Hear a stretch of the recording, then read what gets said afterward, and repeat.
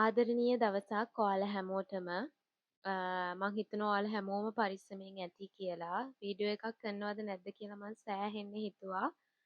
පස්සේ මං හිතුවා නෑ මං වීඩියෝ එකක් කරනවා කියලා. මොකද මේක තමයි ඇත්තටම ලයිෆ් එක කියන්නේ. අපේ ජීවිතවලට චැලෙන්ජස් ගොඩාක් එනවා. ඉතින් චැලෙන්ජස් ආවා කියලා අපි ඒ චැලෙන්ජ් වලට දිනන්න දීලා අපේ ලයිෆ් එක අපි නතර කරන්න හොඳ නැහැ. මොන චැලෙන්ජ් එක ආවත් අපි වෙනදා ගෙනියපු ඒ චැලෙන්ජ් එකට කලින් අපි වෙනදා ගෙනියපු ජීවිතේ අපි අනිවාර්යයෙන්ම මේ චැලෙන්ජ් එකත් එක්ක හරි කොහොම හරි ගෙවන්න ඕනේ. ඒක තමයි ලයිෆ් එක කියලා කියන්නේ. අ සබහා දහමත් එක්ක ටිකක් ගැටෙන කාලයක්. සබහා ධර්මය අපිට මේ දවස්වල ගොඩාක් චැලෙන්ජස් දෙනවා. ගොඩක් මිනිස්සුන්ට. ඉතින් මට කියන්න තියෙන්නේ මොන චැලෙන්ජ් එක ආවත් ජීවිතේ නතර වෙන්න ඕනේ නැහැ. මේක අපේ ජීවිතවලට අපේ එක චැලෙන්ජ් එකක් විතරක් කියලා හිතාගෙන ඒකට අපි හැමෝම ශක්තිමත්ව මුහුණ දෙමු. හරි ආසයි ඇත්තට මිනිස්සු එකිනෙකාට උදව් කරනවා දකිද්දී සෝෂල් මීඩියා මම දැකලා තියෙනවා ඒ උදව් කරන අය ෆොටෝස් වීඩියෝස් දාන එකටත් කට්ටිය බැනලා දාලා තියෙනවා. හැබැයි ඒක යහපත් විදිහට දකින්න පුළුවන් නම් ගොඩක් අය දානවා ඒවා දාන්නේ යාළගේ ප්‍රසිද්ධත්වය ඇති කරගන්න මිනිස්සුන්ට පේන්න එහෙම කියලා. හැබැයි මට හිතෙනවා ඉතින් ඇත්තටම මෙහෙම දාන හින්දා තමයි ඉතින් අපි හැමෝම ඕවා දැනගන්නේ නේ. මෙහෙම මිනිස්සු අනිත් මිනිස්සුන්ට උදව් කරනවා සහ කොයි කොයි ඒරියාස් වලටද උදව් ඕනේ ඔය හැමදේම ඉතින් අපි දකින්නේ ඕවා මිනිස්සු දාන නිසා තමයි. ඉතින් ප්‍රසිද්ධත්වයට හරි එයාලා වීව්ස් ගන්න හරි ඒ දේවල් කළාට කමක් නැහැ. ඒ දේ තියෙන හොඳ දේ දකින්න පුරුදු වෙන්න. මම මේ කාලේ මම කරන ප්‍රාර්ථනාවක් තියෙනවා. ඒ තමයි මේ වෙලාවේ සොබා දහම නිසා යම්කිසි පුද්ගලයෙක් යම්කිසි පීඩාවකට පත් වෙලා තියෙනවා නම් ඒ අනිවාර්යයෙන්ම එයාලා පෙර සංසාරේ කරපු මගේ ආගමට අනුව එයාලා පෙර සංසාරේ කරපු යම්කිසි පාප කර්මයක් නිසා. ඉතින් මම ඇත්තටම මේ දවස්වල බුදු වැඳිද්දී වැඳලා ප්‍රාර්ථනා කරන දෙයක් තියෙනවා. ඉතින් මට හිතුණා මේ වීඩියෝ එකේදී ඒ දේ ඔයාලට කියන්න. මොකද මම විතරක් තනියෙන් මේ ප්‍රාර්ථනාව කරනවට වඩා බලපෑමක් අපි හැමෝම මේ ප්‍රාර්ථනාව එකතු වෙලා කළොත් මේ විශ්වයට මුදා හරින්න හැරියොත් ඒක ප්‍රතිඵලය වැඩි කියලා. මම කරන්නේ ප්‍රාර්ථනාව තමයි මේ වෙලාවේ යම්කිසි පුද්ගලයෙක් සංසාරයේ කරපු යම්කිසි පාප කර්මයක් නිසා යම්කිසි පීඩාවකට පත් වෙලා තියෙනවා නම් ඒ පුද්ගලයාගේ ඒ පාප කර්මය මා විසින් මේ සංසාරයේ කරපු පිනකින් ඒ පුද්ගලයාව ඒ පාප කර්මයෙන් මුදවලා දෙන්න කියලා මම ඇත්තටම මේ දවස්වල දිගින් දිගටම ප්‍රාර්ථනා කරන දෙයක්. මට හිතුණා ප්‍රාර්ථනාව මේ වීඩියෝ එකේ ඔයාලත් එක්කත් ෂෙයා කරගන්න. මොකද ඔයාලටත් එතකොට මේ ප්‍රාර්ථනාව කරන්න පුළුවන්. කවුරු හරි පුද්ගලයෙක් මොකක් හරි පාප කර්මයක් හින්දා මේ වෙලාවේ යම්කිසි පීඩාවකින් නම් ඉන්නේ. ඔයාලා මොකක් හරි පිනක් කළාම හිතන්නේ ඒ පිනෙන් ඒ පුද්ගලයාගේ පාප කර්මයෙන් මිදිලා මේ පුද්ගලයාට ඕන කරන සුවපහසු ජීවිතය හම්බෙන්න කියලා. ඔව් ඉතින් වීඩියෝ එක මම දැන් පටන් ගන්නම්. ගොඩක් දේවල් කියන්න තියෙනවා. ඉතින් වෙනම වීඩියෝ එකක් අරන් ওই දේවල් කියන්න පුළුවන්. ඒ තරම් දේවල් ඇත්තටම දැන් මේ දවස්වල මේ ස්වභාව ධර්මය අපිට දෙන ඒ චැලෙන්ජස් වලින් අපිට ගොඩාක් ජීවිතේ ගොඩක් පාඩම් ඉගෙන ගන්න පුළුවන්. ඉතින් ඒ ඔක්කොම මට මේ වීඩියෝ එකේ ඇත්තටම ඔයාලත් එක්ක කතා කරන්න බැරි වෙයි. හරි. මම අද මේ වීඩියෝ එකෙන් කතා කරන්නේ ආකර්ෂණ නීතියේ මිත්‍යාවන් පිළිබඳව. ගොඩක් අය වීඩියෝ එක ඉල්ලලා තිබ්බ නිසා මම හිතුවා මේ වීඩියෝ එක මම ඔයාලට ගේනවා කියලා. සමහර මිත්‍යාවන් හින්දා ඔයා හිතනවා නම් ඔයාගේ මැනිෆෙස්ටේෂන් එක ලෝ ඔෆ් ඇට්‍රැක්ෂන් ඔයාට වැඩ කරන්නේ නැහැ කියලා මේ වීඩියෝ එක ඔයාට ගොඩාක් වැදගත් වෙයි. ඒ කියන්නේ මේ දේවල් හින්දා ඔයා හිතනවා ඔයාගේ මැනිෆෙස්ටේෂන් වැඩ කරන එකක් නැහැ කියලා. ඉතින් මේ වීඩියෝ එක ඔයාට මාරුම විදිහට වැදගත් වෙයි සහ හිතට ලොකු සැනසීමකුත් දැනෙන වීඩියෝ එකක් වෙයි. මොකද ඔයා මෙච්චරකල් බොරුයි ඇත්තයි කියලා හිතපු දේවල් බොරු කියලා ඔයාලට මේ වීඩියෝ එකෙන් අන්තිම වෙද්දී දැනගන්න පුළුවන් වෙයි. ඒක නිසා වීඩියෝ එක අන්තිම වෙනකන් අහන්න ඔයාට ගොඩාක් දේවල් දැනගන්න ලැබෙයි. පළවෙනි මිත්‍යාව තමා ගොඩාක් channel වල TikTok එකේ එහෙම ඔයාට කියනවානේ ඔයාගේ manifestation එක ඇත්තක් වෙන්න ඔයා පැය 24ම සතුටින් ඉන්න ඕනේ කියන එක. මේක නිසා law of attraction follow කරන අය ගොඩාක් pressure වෙනවා මම දැකලා තියෙනවා. එයාලා හිතනවා ඇඬුවොත් එහෙම එයාලගේ මැනිෆෙස්ටේෂන් එක වෙන්නේ නැහැ. දුක හිතුනොත් එයා ආසාවෙන් ඉන්න එක යාට ලැබෙන එකක් නැහැ අන්න එහෙම. හැබැයි ඔයා නිකමට හරි හිතුවද දැන් මේ වීඩියෝස් හදන අය පැය 24ම සතුටින් ඉන්නවා කියලා. එහෙම වෙනවා නම් ඉතින් ඒ සාමාන්‍ය මිනිස්සෙක් වෙන්න බෑනේ ළමයි. අපි රොබෝලා නෙමෙයි. අපි ඇවිත් මිනිස්සු. එතකොට අපේ වටේ පිටේ තියෙන දේවල් වලට අපේ ඉමෝෂන්ස් අනිවාර්යයෙන්ම රියැක්ට් කරනවා. ඒක හරිම සාමාන්‍ය දෙයක්. එතකොට එක මෝමන්ට් එකකදී ඔයාට දැනෙන දුකක්, ස්ට්‍රෙස් එකක් නිසා ඔයාගේ මැනිෆෙස්ටේෂන් එක වෙන්නේ නැහැ කියලා ඔයා හිතාගෙන ඉන්නවා නම් ඒක වැරදි. ඒක මිත්‍යාවක්. මෙතනදී වැදගත් වෙන්නේ ඔයාගේ දුකින් ස්ට්‍රෙස් එකෙන් මුළු දවසම ගෙවනවද නැද්ද කියන එක. එක්සාම්පල් එකක් විදිහට හිතන්න ඔයාට ලස්සන ගාඩන් එකක් තියෙනවා කියලා. ඒකේ පුංචි තණකොළ පැලයකට ඔයාගේ ගාඩන් එක විනාශ වෙන්නේ නැහනේ. එහෙම විනාශ වෙන්නේ ඔයාගේ තණකොළ පැලයට දිගින් දිගටම වැවෙන්න දුන්නොත් විතරයි. අන්න ඒ වගේ තමා ඔයාගේ නෙගටිව් ෆීලිංස් උත්. ඔයාට දැන් දුක හිතුණා, ඔයා දැන් ඇඬුවා කියලා ඔයා සතියක් තිස්සේ කරගෙන ආපු මැනිෆෙස්ටේෂන් එක විනාශ වෙන්නේ නැහැ.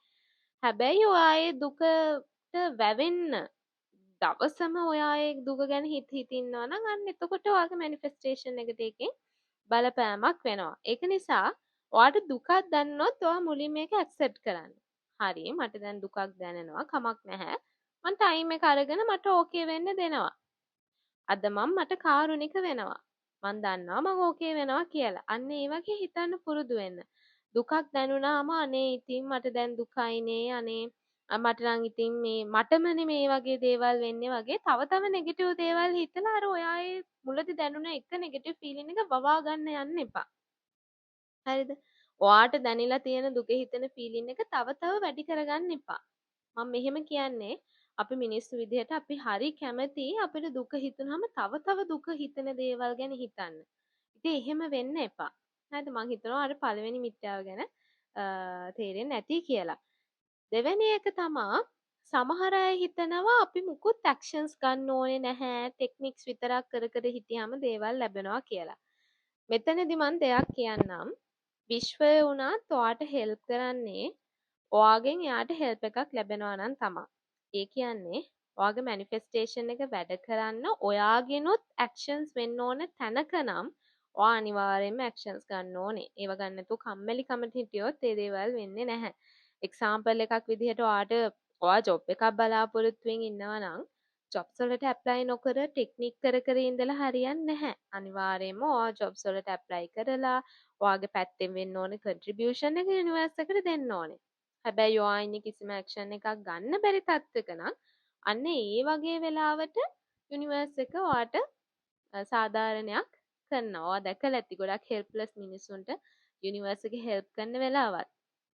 මම මේක විශේෂයෙන්ම කිව්වේ ස්ටඩීස් කරන අය එහෙම ගොඩාක් හිතන් ඉන්නවා පාඩම් නොකර ලෝ ඔෆ් ඇට්‍රැක්ෂන් විතරක් ෆලෝ කළාම ඇති එහෙම කියලා. හැබැයි එහෙම නැහැ. හොඳද? අනිවාර්යයෙන්ම ස්ටඩි කරන ගමන් ලෝ ඔෆ් ඇට්‍රැක්ෂන් ෆලෝ කරන්න.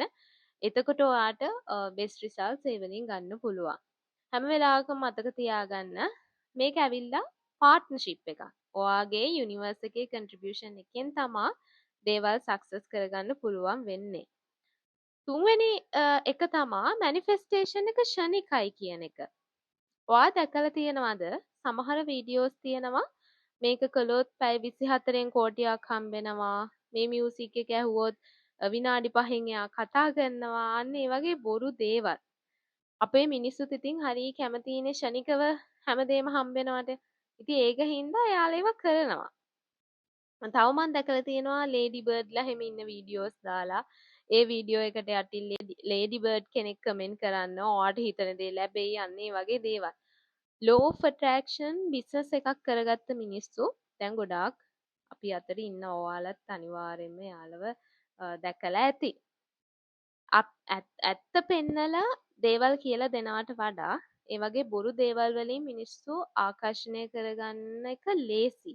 ඒක නිසා ඒ වගේ දේවල් ගොඩාක් මේ ලෝ ඔෆ් ඇට්‍රැක්ෂන් කියන වචනේ පාවිච්චි කරලා කරන මිනිස්සු ඉන්නවා.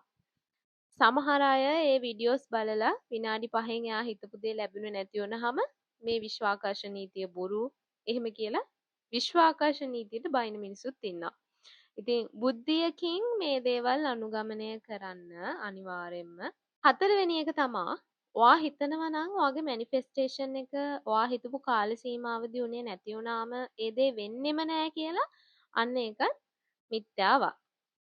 ඔයා මගේ කලින් වීඩියෝස් බැලුවා නම් මම ඒවල කියලා තියෙනවා මගේ සමහර මැනිෆෙස්ටේෂන් තාම උනේ නැති ඒවා තියෙනවා සහ සමහර ඒවාට මාස 10ක් 11ක් ගියව තියෙනවා කියලා. සමහර වෙලාවට ඔයාලා මැනිෆෙස්ට් කරන ගමන් ඔයාගේ යටිහිත කියනවා ඔයා එකට සුදුසු නැහැ වගේ දේවල්. අපි මේවට කියන්නේ limiting belief. එක්සාම්පල් එකක් විදිහට ඔයා රෙපියුටඩ් කම්පැනි එකක ජොබ් එකක් මැනිෆෙස්ට් කරන ගමන් ඔයා හිතනවා ඔයා ඒකට සුදුසු නැහැ. ඔයා මැනිෆෙස්ට් කරනවා. හැබැයි ඒ අතරේ ඔයා යටිහිතින් හිතනවා ඔයා ඒකට සුදුසු නැහැ. ඔයාට වඩා හොඳ අය ඉන්නවා මේ වගේ දේවල්. මැනිෆෙස්ටේෂන් එකක් හරි ගියේ නැති වුණාම හිතන්න එපා ඒක ඔයාලට ලැබෙන්නෙම නෑ වගේ දේවල්. මම ගොඩක් වෙලාවට මැනිෆෙස්ට් කරපු දෙයක් මං එක්ස්පෙක්ට් කරපු කාලෙක උනේ නැති වුණොත් මං හිතන්නේ අනිවාර්යයෙන්ම මට ඊට වඩා හොඳ දෙයක් ලැබෙන්න තියෙනවා කියලා. එහෙම නැතුව මං හිතන්නේ මං ඒකට සුදුසු නැහැ ඒකයි මට ඒක ලැබුණේ නැත්තේ වගේ දේවල් මං හිතන්නේ නැහැ. පස්වෙනි මිත්‍යාව තමා ගොඩක් අය හිතනවා law of attractions හැමෝටම එකම විදිහට රිසල්ට් දෙනවා කියලා. මේක විශේෂයෙන්ම මං කියන්නේ කියලා හිතපු දෙයක්. ඒ කියන්නේ ටෙක්නික් එකකින් හැමෝටම එකම විදිහට රිසල්ට්ස් ලැබෙනවා කියලා කට්ටියක් හිතාගෙන ඉන්නවා. මේක ඇත්තටම වැරදි මතයක්. law of attraction වල රිසල්ට්ස් එක එක්කෙනාට වෙනස් වෙන්න පුළුවන්.